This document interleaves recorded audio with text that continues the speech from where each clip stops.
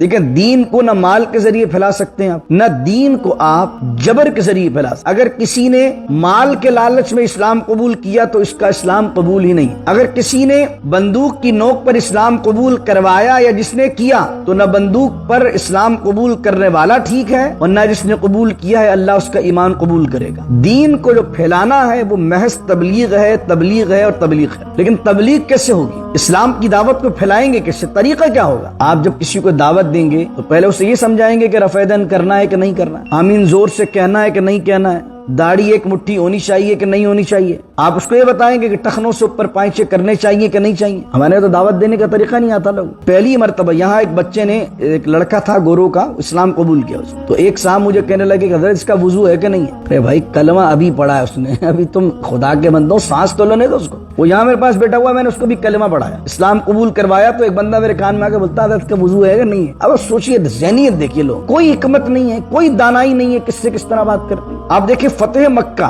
اگر آپ دیکھیں گے تو اس میں 10,000 لوگ مسلمان ہوئے، 10,000 لوگ تھے اس وقت، اور حضور جب حج کرنے آئے 1 لاکھ سے اوپر بندہ تھا حضور کے ساتھ حج کرنے والا۔ 1-1.5 سال میں اتنے لوگ مسلمان کیسے ہوئے؟ حالانکہ نہ وہ شریعت کے احکام کو جانتے تھے، نہ حج کرنا جانتے تھے بہت سے قبیلے، اور کچھ ایسے ہوئے ان میں سے کہ انہوں نے پہلے صحیح کر لی پھر طواف کیا۔ رسول کریم علیہ السلام کی بارگاہ پھر مسئلہ لے کر آئے، کسی نے کہا حضور میں نے پہلے صحیح کر لی ہے، طواف بعد میں کیا۔ آج تو بہت ایزی لگتا ہے نا کہ بھئی آپ جاتے ہیں اور پہلے طواف کرتے ہیں پھر صحیح کرتے ہیں۔ حضور علیہ السلام نے انہیں آسانی دی، کیونکہ ابھی پہلے انٹری تو دو اسلام میں، احکامات پر عمل بھی ہو جائے گا، پہلے انٹری تو ہو جائے توحید و رسالت۔ اس طرح حضور علیہ السلام کی بارگاہ کے اندر شخص آتا، کوئی کہتا کہ میں لسانی یفقہوا قولی اللہم صلی علی سیدنا و مولانا محمد معدن الجود والکرم وآلہ وصحبہ وبارک وسلم ان ابراہیم کان امتا قانتا للہ حنیفا وَلَمْ يَكُ مِنَ الْمُشْرِكِينَ صدق اللہ مولانا العظیم۔ بحمداللہ 14ویں سپارے کا آخری رکوع ہے، یعنی کہ 21 رکوع ہے، اور سورۃ النحل کا بھی آخری رکوع ہے، اور سورۃ النحل کی آیت نمبر 120 یعنی کہ 120 سے آج کے درس کا ہم نے آغاز کیا ہے۔ مشرکین مکہ اور دیگر جو ڈیوائن ریلیجنز تھے وہ سب کلیم کرتے تھے کہ وہ حضرت ابراہیم علیہ السلام کی شریعت پر ہیں، اور اسپیشلی مشرکین مکہ کا دعویٰ یہ تھا کہ ہم ان کی اولاد میں سے ہیں، اسی دین کی پیروی کرنے والے ہیں۔ تو اس آخری رکوع میں اللہ رب العزت نے ان مشرکین کو جواب دیا، اور ان مذاہب کے ماننے والے جیسے یہودی ہیں، عیسائی ہیں، ان کو بھی اجتماعی طور پر جواب دیا کہ ابراہیم کون تھے، ان کا تعارف کیا تھا، وہ کرتے کیا تھے۔ تو ابراہیم کا دعویٰ تو وہ کرے، اپنی نسبت تو وہ جوڑے جو ان کے طریقے پر ہو۔ تو فرمایا ان ابراہیم کان امتن، ابراہیم علیہ السلام اپنی ذات میں اکیلے تن و تنہا ایک امت تھے۔ امت کا معنی کیا ہوتا ہے؟ اما یا امو کا اصل معنی ہے، لٹرلی میننگ ہے قصد کرنا، ارادہ کرنا، اور یہ جو لفظ ہے وہ مدت کے لیے بھی استعمال ہوتا ہے، جیسے یوسف علیہ السلام کے واقعے میں جس کو یوسف علیہ السلام نے کہا تھا کہ بادشاہ کو جا کر میرا ذکر کرنا، تو وہاں بھی لفظ آیا وَذَّكَرَ بَعْدَ أُمَّةٍ، ایک طویل عرصے بعد، تو ایک عرصے کے لیے، پیریڈ کے لیے بھی امت آتا ہے، یا بہت سارے لوگ مل کر جن کا ایک مقصد ہو ان کو بھی امت کہا جاتا ہے، یا وہ شخص جو تمام لوگوں کو لے کر ایک مقصد کی طرف گامزن کر دے، جو امام ہو اس کو بھی امت کہا جاتا ہے۔ تو کئی معنی کیے گئے ہیں ابراہیم علیہ السلام کے متعلق۔ جو امت کا لفظ استعمال فرمایا یہ ہے کہ ابراہیم علیہ السلام اکیلے تن و تنہا اپنی ذات میں ایک امت تھے، اور ایک مقصد دے کر جانے والے تھے دنیا کو، توحید کا، رسالت کا اور فلاح و بہبود کا۔ اس کے علاوہ قانتا للہ، اللہ کے وہ قانت تھے۔ قانت کا معنی کیا ہوتا ہے؟ اطاعت کرنے والا۔ اس طرح ہم پڑھتے ہیں دعائے قنوت، تو قنوت کا معنی اطاعت، فرما برداری۔ اس طریقے سے وقوموا للہ قانتین، اللہ کی بارگاہ میں کھڑے ہو، شکر گزار اور اطاعت گزار بندے بن کر کھڑے ہو۔ تو ابراہیم علیہ السلام اپنی ذات میں ایک امت تھے، اور قانتا للہ، اللہ کے بہت فرما بردار تھے۔ تیسری چیز بیان کی حنیفہ، وہ حنیف تھے۔ حنیف کا معنی کیا ہوتا ہے؟ حنیف کا معنی ہوتا ہے ہر باطل چیز سے اپنا خیال اور اپنی ذات ہٹا کر اللہ کی بارگاہ میں یکسو ہو جانا، یعنی وہ شخص جس کی زندگی میں خدا کی راہ کے علاوہ اور اللہ کی اطاعت کے علاوہ کچھ نہ ہو، یکسو ہو کر اللہ کی بارگاہ کے اندر لگ جانا۔ تو فرمایا کہ یہ تیسری کوالٹی ان کی تھی، اور چوتھی چیز بیان کی وَلَمْ يَكُ مِنَ الْمُشْرِكِينَ، اور حضرت ابراہیم علیہ السلام مشرکین میں سے نہیں تھے۔ تم نے تو بت کو بنایا ہوا ہے اور کلیم یہ کرتے ہو کہ ہم ابراہیم کی اولاد میں سے ان کے ماننے والے ہیں۔ وَلَمْ يَكُ مِنَ الْمُشْرِكِينَ، ابراہیم علیہ السلام تو بتوں کو پوجنے والے نہیں تھے۔ شاکرا لِأَنْعُمِهِ، اب یہ پانچویں خصلت اللہ بیان کر رہا ہے ابراہیم علیہ السلام کی، وہ اللہ کے انعامات کا شکر کرنے والے تھے۔ شاکرن، شکر گزار تھے اللہ کے۔ لِأَنْعُمِهِ اجتباہ وہداہ، تو اللہ نے اپنے اس بندے کو اجتبا کا معنی منتخب کرنا، سلیکٹ کرنا، اسی سے نکلا مجتبا، نام ہوتا ہے نا مجتبا۔ مجتبا کا مطلب وہ شخص جسے چن لیا گیا، جسے سلیکٹ کر لیا گیا۔ اجتباہ، اللہ نے حضرت ابراہیم کو سلیکٹ کر لیا، وہداہ، اور انہیں ہدایت دی، الی صراط مستقیم، سیدھے راستے کی طرف۔ اس کے علاوہ پھر آگے بیان کیا جا رہا ہے وَآتَيْنَاهُ فِي الدُّنْيَا حَسَنَةً، اور اللہ نے ابراہیم علیہ السلام کو اس دنیا میں حسنہ، بھلائی عطا کی۔ ہر طرح کی بھلائیاں اللہ نے ابراہیم علیہ السلام کو دنیا میں عطا فرمائیں، اور دنیاوی بھلائی یہ ہے کہ یہودی بھی، عیسائی بھی، مسلمان بھی، مشرکین بھی، یہ سب کے سب اپنا رشتہ جوڑتے ہیں ابراہیم علیہ السلام سے، اور تمام مذاہب کے اندر حضرت ابراہیم علیہ السلام کو بڑی عزت و توقیر کی نگاہ سے دیکھا جاتا ہے۔ تو اللہ نے دنیا میں انہیں خیر کثیر عطا فرمائی اور بھلائی عطا فرمائی۔ فرمایا وَإِنَّهُ فِي الْآخِرَةِ، اور بے شک وہ آخرت میں لمن الصالحین، ہمارے صالح بندوں میں سے ہوگا۔ قیامت کے دن بھی جب وہ کھڑا ہوگا تو ہمارے صالحین میں شامل ہوگا۔ پھر فرمایا حضور صلی اللہ علیہ وسلم سے ثم اوحینا الیک، پھر پیارے ہم نے آپ کی طرف وحی کی۔ کیا وحی کی؟ ان اتبع، کہ آپ اتباع کریں، ملت ابراہیم، ابراہیم علیہ السلام کی ملت کی، ابراہیم علیہ السلام کے طریقہ کار کی، جیسے انہوں نے شریعت کو بیان کیا، جیسے انہوں نے تبلیغ کو کیا، یہ تمام چیزوں کو آپ بیان کریں، اور آپ بھی حنیف بن کر تبلیغ کریں۔ حنیف میں نے بھی پہلے بیان کیا، یکسو ہو کر، تمام تر توجہات دوسری جگہ سے ہٹا کر تمام تر توجہ لگائیے اللہ کے دین کو پھیلانے پر۔ وما کان من المشرکین، اور شرک کرنے والوں میں سے نہ ہوں۔ انما جعل السبت علی الذین اختلفوا فیہ، کچھ لوگوں نے، یہودیوں نے اعتراض کیا۔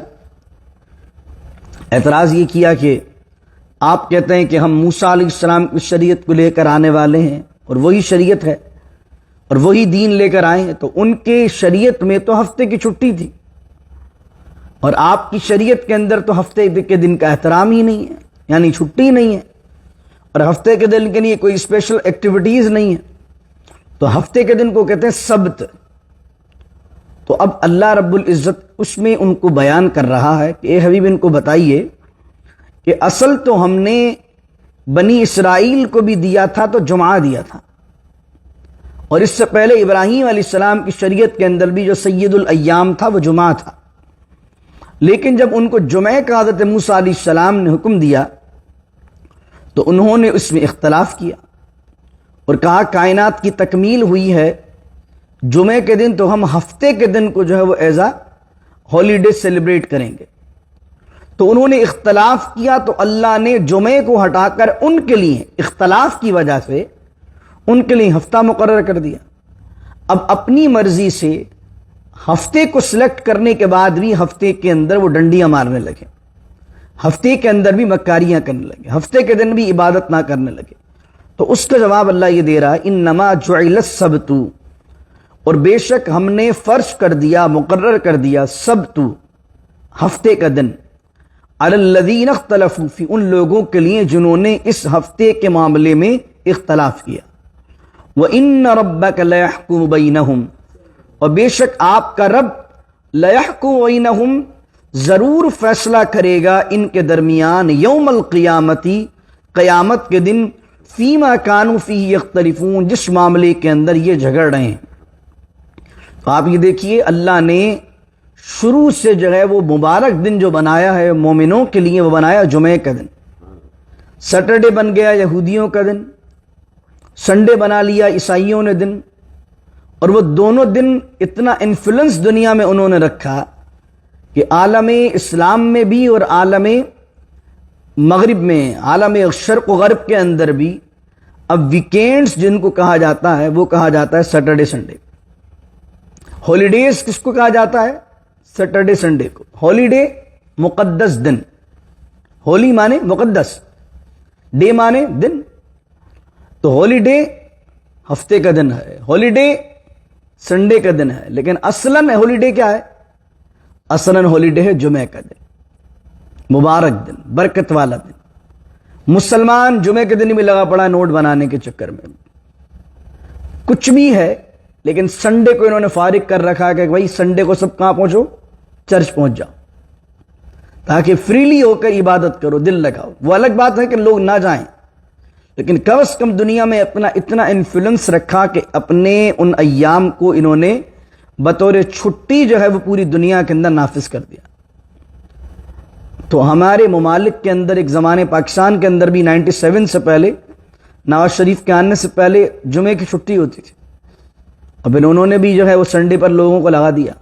یہ تو شکر ہے بھی الحمدللہ دبئی میں یا کچھ عرب کے ممالک میں اب بھی الحمدللہ جو ہے وہ جمعے کی چھٹی ہوتی ہے. اور پھر آپ خود بھی نوٹ کریں کہ جمعے کے دن اگر آدمی کی چھٹی اور کام وام سب بند ہو تو مجھے بتائیے کس اہتمام کے ساتھ پھر آدمی جمعے کی تیاری کرے گا، جمعے کے لیے آئے گا، نماز پڑھے گا، درود پاک پڑھے گا، سورہ کہف پڑھے گا.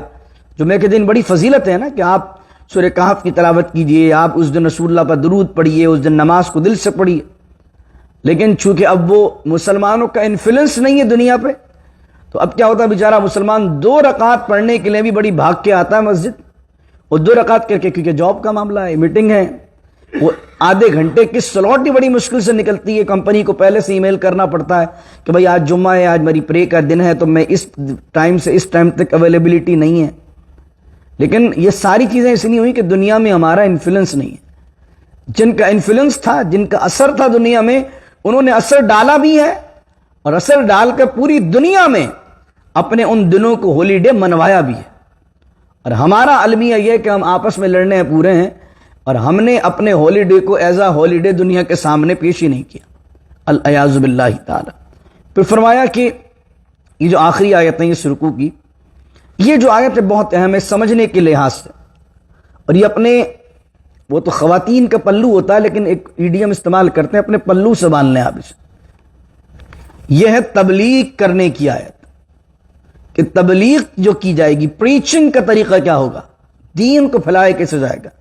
دیکھیں دین کو نہ مال کے ذریعے پھیلا سکتے ہیں آپ، نہ دین کو آپ جبر کے ذریعے پھیلا سکتے ہیں. اگر کسی نے مال کے لالچ میں اسلام قبول کیا تو اس کا اسلام قبول ہی نہیں ہے، اللہ اس کی بارگاہ میں مسلمان ہی نہیں ہے. اگر کسی نے بندوق کی نوک پر اسلام قبول کروایا یا جس نے کیا، تو نہ بندوق پر اسلام قبول کرنے والا ٹھیک ہے، اور نہ جس نے قبول کیا ہے اللہ اس کا ایمان قبول کرے گا. دین کو جو پھیلانا ہے وہ محض تبلیغ ہے، تبلیغ ہے اور تبلیغ ہے. لیکن تبلیغ کیسے ہوگی؟ اسلام کی دعوت کو پھیلائیں گے کیسے؟ طریقہ کیا ہوگا؟ آج اس لحاظ سے بہت کمی پائی جاتی ہے کہ دین کے داعیوں کو بھی دین کو پھیلانا اور بات کرنا نہیں آتا. دین کو پھیلانے والے مبلغ تو آپ بہت ساری جگہ دکھ جائیں گے، ہر مسلک کے اندر لوگ دین کو ہی پھیلا رہے ہیں نا، لیکن دین کو پھیلانا کس طرح چاہیے اللہ نے اس آیت میں بیان فرما. آیت نمبر 125 سورۃ النحل کی یاد رکھیں اور اس پر غور کیجئے گا.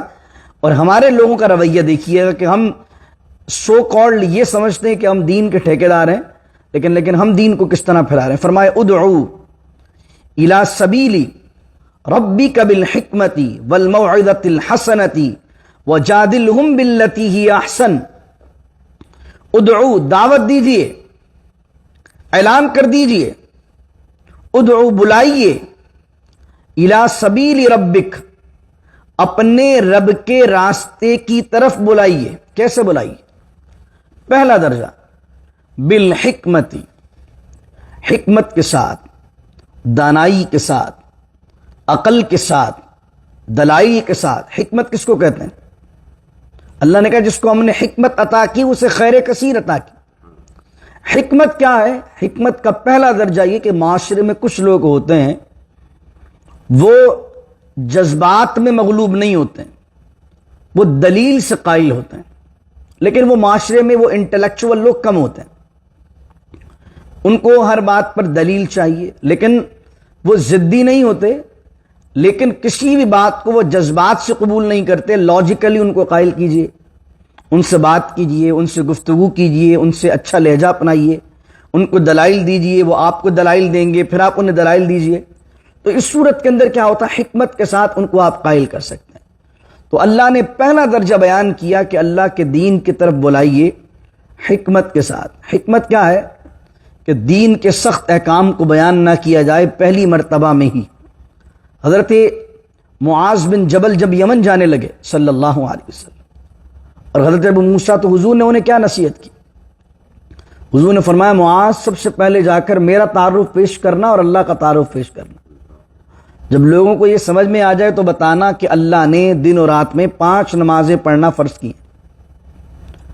آپ جب کسی کو دعوت دیں گے تو پہلے اسے یہ سمجھائیں گے کہ رفع یدین کرنا ہے کہ نہیں کرنا ہے، آمین زور سے کہنا ہے کہ نہیں کہنا ہے، داڑھی ایک مٹھی ہونی چاہیے کہ نہیں ہونی چاہیے.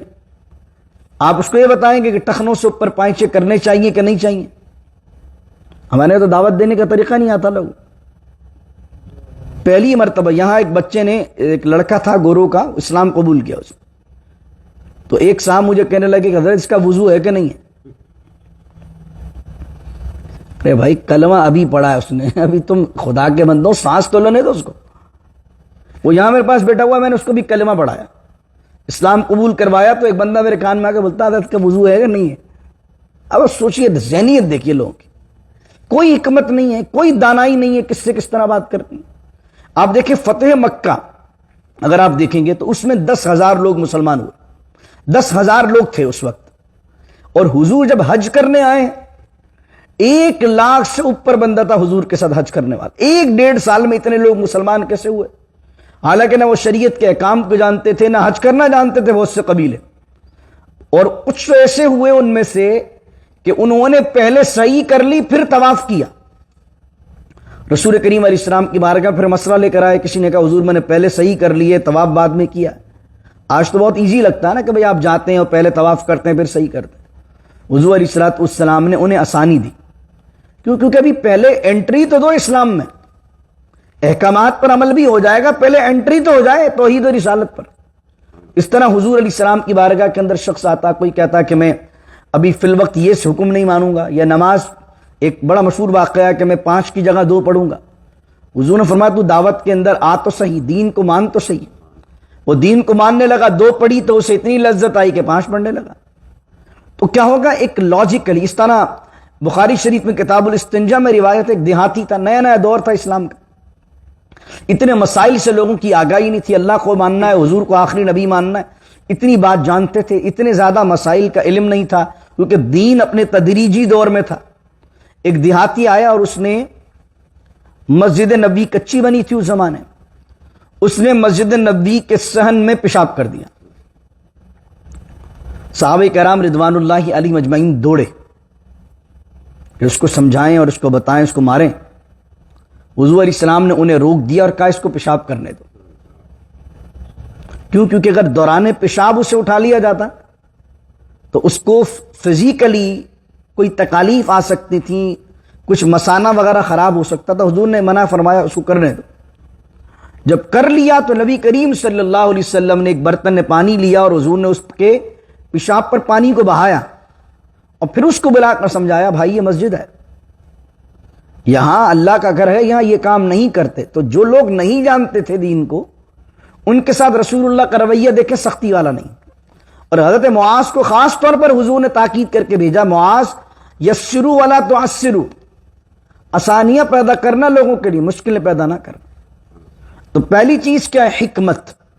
یعنی کچھ لوگ ان دنیا میں وہ ہوں گے جن کو آپ لاجیکلی، دانائی سے، عقل سے بات کرنا پڑے گی، دلائل دینا پڑیں گے، یہ ان کو حکمت سے آپ قائل کریں گے، دلائل کے ساتھ قائل کریں گے اور اچھائی کے ساتھ قائل کریں گے۔ تو دانائی بہت ضروری ہے، اور دائی کا جو دعوت دینے والا پریچر ہے، یہ بہت اہم ہے کہ وہ دیکھے کہ سامنے والی کی سائیکولوجی کیا ہے۔ میں جس سے بات کر رہا ہوں، ایک ہی لکڑی سے سب کو ہانک نہیں ہانکیں، ہر بندے کا لیول جو ہے وہ انٹلیکچولیٹی کا منفرد ہے۔ کوئی مزدور ہے، کوئی امپلائی ہے، کوئی بزنس مین ہے، کوئی ملینر بھی ہے لیکن پڑھا لکھا نہیں ہے۔ تو کس سے کیسی بات کرنی ہے، ڈاکٹر سے کیا بات کرنی ہے، انجینئر سے کیا بات کرنی ہے، ایک بندہ جو دین کو بالکل نہیں مانتا اس سے کیا بات کرنی ہے، ایک بندہ دین کو جو کچھ کچھ مانتا ہے اس سے کیا بات کرنی ہے، ایک بندہ جو دین کے پورے اسلام کے نظام کے معاملے پر ہی شک میں ہے اس کو دین کس طرح سمجھانا ہے، ایک بندہ جس کو اسلام کی بنیادی چیزیں تو سمجھ میں آتی ہیں لیکن اسلام کے دوسرے احکامات سمجھ میں نہیں آ رہے، اس سے کس طرح بات کرنی ہے۔ ہر شخص کی سائیکو الگ ہے، ہر ایک کی نفسیات الگ ہے، تو بات بھی ان سے الگ طریقے سے ہوگی۔ اب دوسری درجہ سن لیجیے، ادعو الی سبیل ربک بالحکمہ، بلائیے، دعوت دیجئے اللہ کے راستے کی طرف حکمت کے ساتھ، والموعظۃ الحسنہ، اور اچھے واعظ کے ذریعے سے، اچھی نصیحت کے ذریعے بلائیے۔ موعظۃ الحسنہ کیا ہوتا ہے؟ کچھ لوگ ہوتے ہیں جن کو زیادہ دلائل کی حاجت نہیں ہوتی، بلکہ انہیں اگر اچھے انداز سے جنت کی باتیں کی جائیں، اللہ کی رحمت کی باتیں کی جائیں، دوزخ کی بات کی جائے، تو ان کے دل کے اندر جذبات اتنے غالب ہوتے ہیں کہ وہ سیدھی سیدھی اچھی گفتگو ان تک پہنچے، ان کو پیار محبت سے سمجھایا جائے تو وہ دلائل سے زیادہ پیار محبت کی باتوں سے زیادہ سمجھ جاتے ہیں۔ یہ عوام ہوتی ہے، عام لوگ ہوتے ہیں۔ کوئی بھی اچھا بیان سنیں گے، اگر غلط کام کر رہے ہوں گے تو آنسو نکلنے لگیں گے، اللہ کی رحمت کی بات سنیں گے تو خوشی ہونے لگے گی، عام آدمی ہوتا ہے۔ تو اچھے بیان کیجئے، موعظہ حسنہ کیجئے ان کے لیے جو عام لوگ ہیں۔ اب تیسرا درجہ آ جائیے، وجادلہم، جادلہ یجادلو کا معنی ہوتا ہے عربی کے اندر جھگڑا کرنا۔ اللہ کہہ رہا ہے، اور تیسرا درجہ دعوت میں کیا ہے؟ جھگڑا کرو۔ آپ سوچیں گے جھگڑا کرو، کون سا جھگڑا کرو؟ وجادلہم باللتی ہی احسن، اور جھگڑا کرو ان سے دعوت کے معاملے میں، اور جھگڑا کیسا ہو؟ بہت خوبصورت جھگڑا، وہ جھگڑا جس کا طریقہ کار بہت خوبصورت ہو۔ اب جھگڑا اور خوبصورت جھگڑا، خوبصورت جھگڑا کون سا ہوتا ہے؟ احسن جھگڑا کون سا ہوگا؟ احسن جھگڑا سے مراد ہوتی ہے ہیلدی ڈیبیٹ۔ وجادلہم، جادلہ یجادلو کا معنی آتا ہے سامنے والے کو دلائل دینا، کیونکہ کچھ لوگ ہوتے ہیں جو ضد پر ہوتے ہیں۔ ایک وہ طبقہ ہے جو ضدی نہیں ہے، دین کو سمجھنا چاہتا ہے لیکن دلیل کی روشنی میں، تو حکمت کو لے کر آئیں گے۔ ایک وہ طبقہ ہے جو عام عوام کا طبقہ ہے، اس کو موعظہ حسنہ کریں گے۔ ایک وہ طبقہ ہے جو باقاعدہ ضدی طبقہ ہے، اپنے معاملے پر، اپنے غلط نظریے پر قائم ہے، اٹل ہے، اور باقاعدہ ان کی مشنریز کام کر رہی ہیں، جیسے عیسائیوں کی مشنریز ہیں، وہ اپنا کام کر رہے ہیں۔ اب ان سے آپ کے ڈائیلاگ ہو جائیں، یہودیوں کے علماء سے آپ کی بیٹھک ہو جائے اور ڈیبیٹ ہو جائے آپ کی۔ اس کے علاوہ دین کے اندر ہی اگر کسی فرقے کو آپ صحیح نہیں سمجھتے، اس کے نظریات کو آپ صحیح نہیں سمجھتے، اگر ان لوگوں سے آپ کی ملاقات ہو جائے اور آپ بات کرنے لگیں، تو جب ان سے ڈیبیٹ کرنی ہے تو اللہ نے ان کے لیے بھی فرمایا کہ ان سے بھی جہالت کی طرح جھگڑا نہیں کرنا ہے، ڈیبیٹ ان سے کرنی ہے، لیکن کس طرح کرنی ہے؟ احسن، کس طرح کرنی ہے؟ بہت اچھے انداز سے کرنی ہے، اخلاق کے دائرے میں رہتے ہوئے، کردار کے دائرے میں رہتے ہوئے ان سے بھی گفتگو کریں تو بہت اچھی کریں۔ اب یہ دین کی دعوت کے 3 طریقے، چوتھا طریقہ تو میں نے قرآن میں نہیں پڑھا۔ اب یہ مجھے اس روشنی میں بتائیے کہ اگر کوئی کسی اور مسلک کا آدمی بھی ہے تو اس سے بات اچھے انداز سے ہوگی کہ اس کو ماں بہن کی گالیاں دے کر ہوگی؟ کردار، اخلاق، آپ کا کسی کے نظریے سے اختلاف ہے، اس سے پیار محبت سے بیٹھ کر ہی بات کریں گے نا، یا الٹا سیدھا کہیں گے کسی کے مسلک کو؟ اگر کسی کو الٹا سیدھا کہیں گے تو وہ بندہ آپ کے ہاتھ میں کبھی نہیں آئے گا۔ تو احسن انداز سے تبلیغ کرنی ہے، یہ ہمیں شریعت سکھاتی ہے۔ لیکن ہم کس معاشرے کے اندر پھنسے ہوئے ہیں کہ ہر فرقے میں اور دین کے اندر بڑے بڑے مولوی بلیک میلرز ہیں، میں اپنا مسئلہ آپ کو بتاؤں کہ میں نوری مسجد میں آیا 2019 کے اندر، جاوید احمد غامدی صاحب ان کی طرف سے میں انوائٹڈ تھا، ان کے گھر پر میری ان سے ملاقات ہوئی۔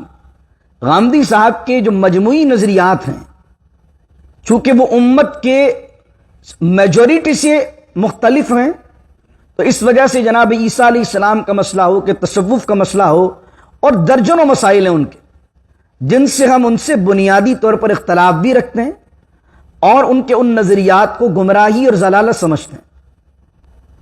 ایک تو یہ نظریہ ہے کہ ڈفرینس آف اوپینین ہمارا کیا ہے، لیکن ایک بندہ جب اگر ہیلدی ڈیبیٹ کے لیے اگر کہیں ہمارے معاملات ہو رہے ہیں، ہم وہاں گئے، جا کر بات کی، بات کرنے کے بعد بڑے اخلاق سے وہ پیش آئے، یہ ان کی خوبی ہے، وہ میں آج آپ کیمرے کے سامنے بیان کر رہا ہوں۔ جو ان کے نظریات ٹھیک نہیں ہیں وہ بھی میں نے آپ کے سامنے بیان کیے، جن سے اختلاف ہے ہمیں بنیادی، لیکن جو ان کا ملنے ملانے کا طریقہ کار تھا بہت اچھا تھا، گفتگو کرنے کا انداز بہت تحمل انداز تھا، بہت پیشن انداز سے انہوں نے بات کی، ہم نے اپنی بات ان تک پہنچائی، انہوں نے اس بات کے جوابات دیے، میں نے ان سے جناب عیسیٰ پر بات کی، میں نے ان سے جناب منکرین انکار حدیث پر بات کی، میں نے ان سے کہا کہ آپ کی طرز سے ایسا نظر آتا ہے کہ آپ غلام احمد پرویز کی فکر کو پروموٹ کر رہے ہیں لیکن نام نہیں لیتے۔ اس طرح درجنوں ہماری باتیں ان سے ہوئی، اور بہت احسن انداز سے، اخلاق کے دائرے میں، پڑھے لکھے انداز سے ایک ہیلدی ڈیبیٹ ہوئی۔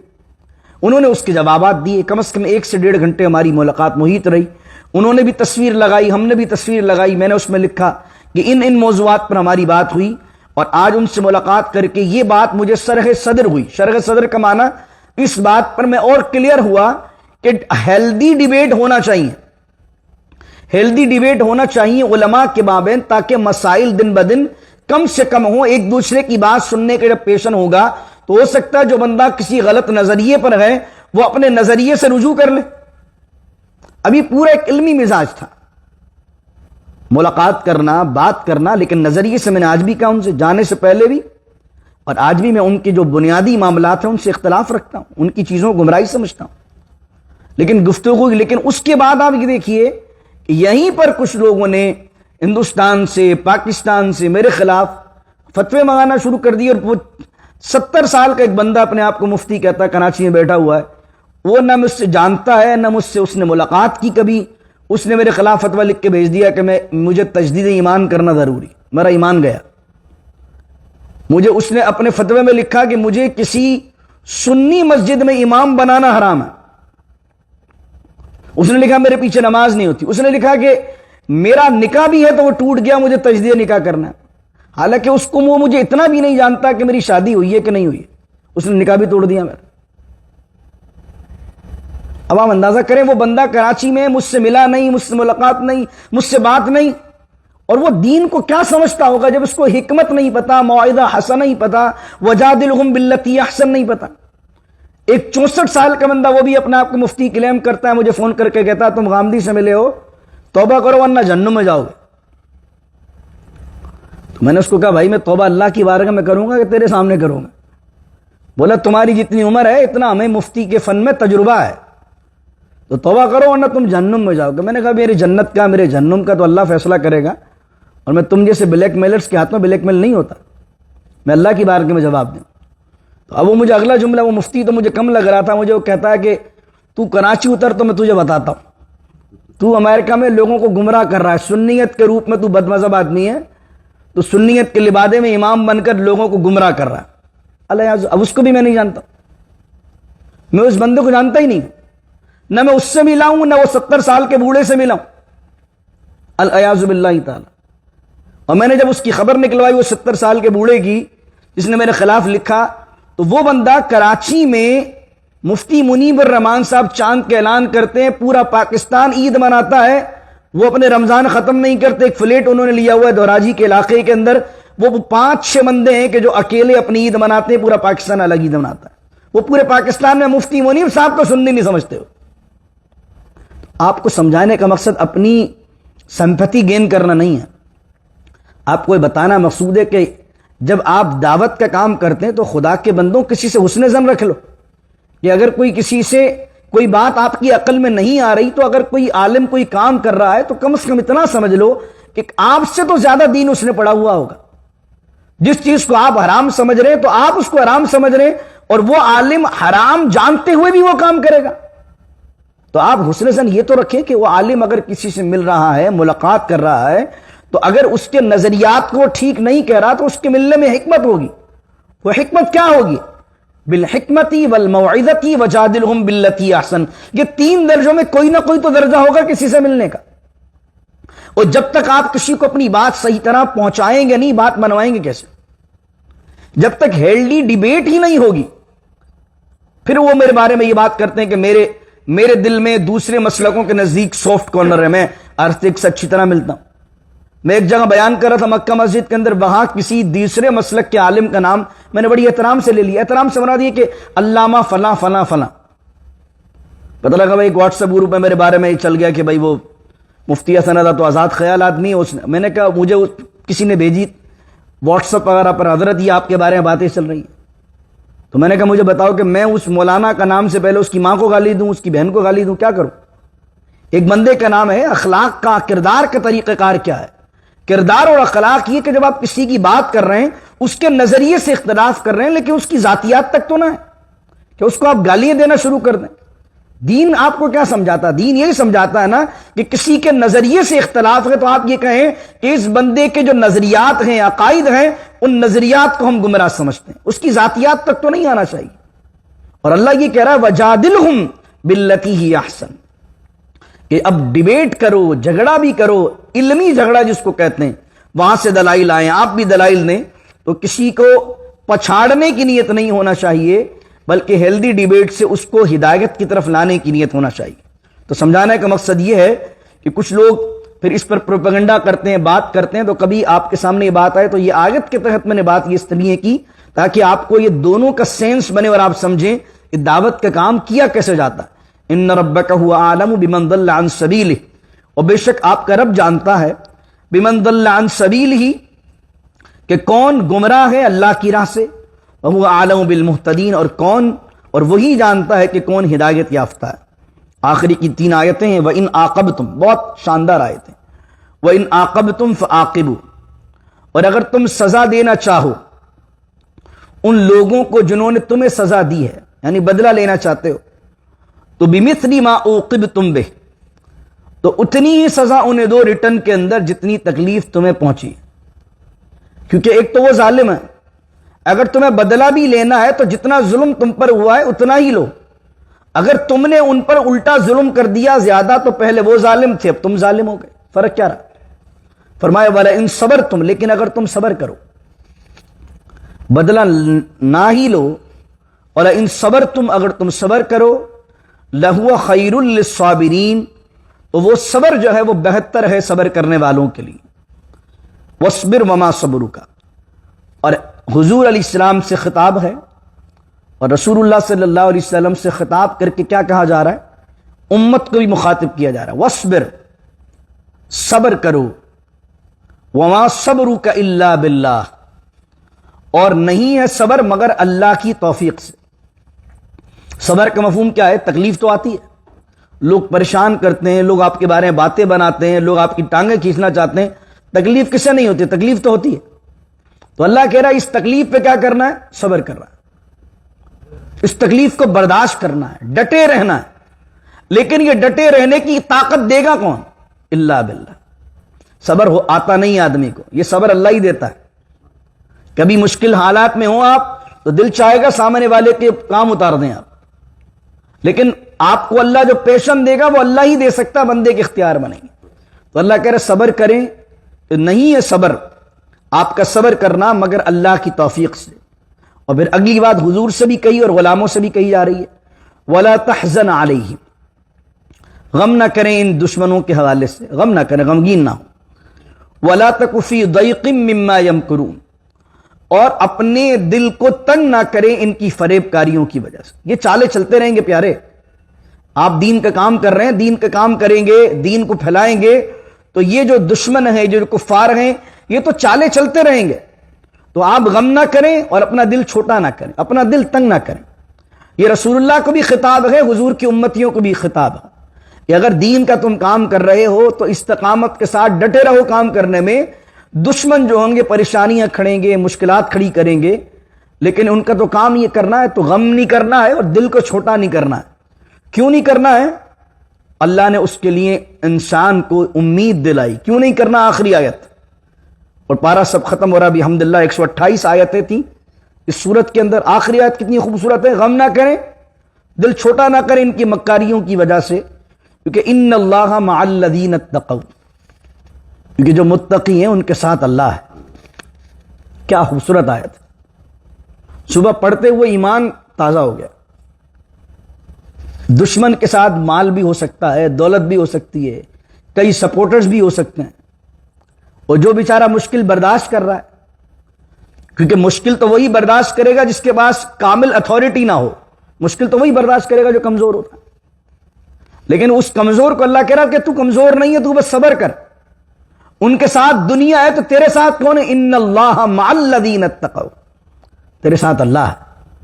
ان اللہ مع الذین اتقوا، اللہ ان کے ساتھ ہے جو تقوی کو اختیار کریں. والذین هم محسنون، اور وہ لوگ جو صاحب احسان ہیں. یعنی احسان، صاحب احسان میں کئی دفعہ آپ کو بیان کر چکا ہوں. احسان کا مقصد کیا ہے؟ جو اللہ نے چیزیں فرض کی ہیں ان سے بڑھ کر کام کرنا، خوبصورتی لانا ہر عمل میں. عبادت ہو، ریاضت ہو، معاملات ہو، گفتگو ہو، خطابت ہو، دعوت ہو، ہر چیز میں خوبصورتی اور بیوٹی کو لے کر آ جانا. یہ کیا ہے؟ یہ چیز ہے احسان. تو جو درجہ احسان پر ہے اور جو متقی ہے، جو تقوی رکھتا ہے اللہ سے، تو پھر وہ گھبرائے نہیں مشکل حالات میں، کیونکہ اس کے ساتھ کون ہے؟ اللہ. اللہ کا فضل، شکر، احسان کہ آج اس درس کے ساتھ ہمارے 14 سپارے بحمد اللہ تعالی اللہ کا فضل مکمل ہو گئے. بارک اللہ لی ولکم بالآیات والذکر الحکیم. اللہ اکبر. اللہ رب العزت جو ہے وہ اپنے کرم سے، اپنے فضل سے جو کچھ ہم نے بیان کیا ان 14 سپاروں میں، اللہ رب العزت اسے اپنی بارگاہ میں قبول فرمائے. اور جو کچھ غلطیاں، کوتاہیاں انجانے میں سرزد ہوئیں، جان کر سرزد ہوئیں، اگر کوئی کچھ قرآن میں کچھ غلط بیان کر دیا ہو، تو جہاں جہاں میں نے کچھ اگر غلط بیان کیا ہے، کوئی غلط جملہ استعمال کیا ہے، میں مانتا ہوں کہ اس میں میری خطا ہے، میری کم علمی ہے، میری نادانی ہے. اللہ تعالیٰ میری خطاؤں کو درگزر فرمائے. اور جو میں نے حق بیان کیا ہے، میرا کوئی اس میں کمال نہیں، وہ سب کا سب اللہ کی عطا ہے، اس کی رحمت ہے، اس کی طرف سے ہدایت ہے. اس کے ہی یہ بول ہیں جو وہ توفیق دیتا ہے کہ ہم اس کے قرآن کو بیان کرنے، اس کی تشریح کرنے کے قابل ہوئے. اللہ اس ٹوٹی پھوٹی ایفرٹ کو اپنی بارگاہ میں قبول کر لے. دین کا کام کرنے میں مجھے استقامت عطا فرمائے. حاسدین کی حسد سے بچائے، ظالمین کے ظلم سے بچائے، شریروں کے شر سے بچائے. اور جو قرآن کی دعوت کا حق ہے، جو حدیث کی دعوت کا حق ہے، جو دعوت اللہ کا حق ہے، اللہ اس حق کو مجھے اور میری اولادوں کو اپنے کرم سے، اپنے فضل سے پورا کرنا نصیب فرمائے. اور دعوت کا کام دنیا عالم میں پھیلانا نصیب فرمائے. اور جو لوگ نہیں سمجھ پاتے ان چیزوں کو، اللہ رب العزت جو حاسدین ہیں، اللہ ان کو بھی ہدایت عطا فرمائے، ان کو بھی سمجھ عطا فرمائے. اللہ تعالی ہمارا سب کا خاتمہ ایمان بالخیر فرمائے. بسم اللہ الرحمن الرحیم. الحمدللہ رب العالمین والصلاة والسلام علی اشرف الانبیاء والمرسلین. ربنا اتمم لنا نورنا واغفر لنا انك على كل شيء قدير. اللهم انت السلام ومنك السلام، تباركت يا ذا الجلال والاكرام. اللهم انا نسألك العفو والعافية في الدين والدنيا والآخرة. وصلى الله تعالى على خير خلقه محمد وعلى آله وصحبه أجمعين برحمتك يا أرحم الراحمين.